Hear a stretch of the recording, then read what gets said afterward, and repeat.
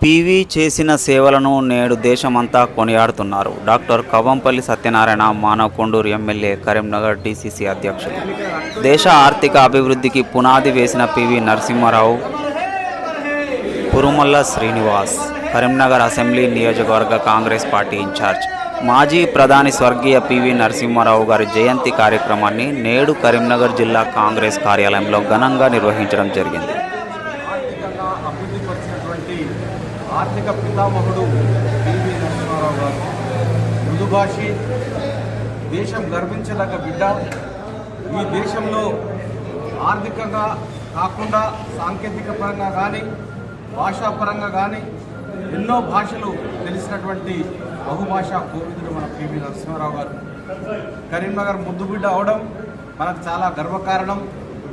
అందుగురించే ఈరోజు దేశవ్యాప్తంగా ఆయన సేవలను కాంగ్రెస్ నాయకులే కాకుండా ప్రతి ఒక్కరూ కొనియాడే విధంగా ఈరోజు ఉన్నారు.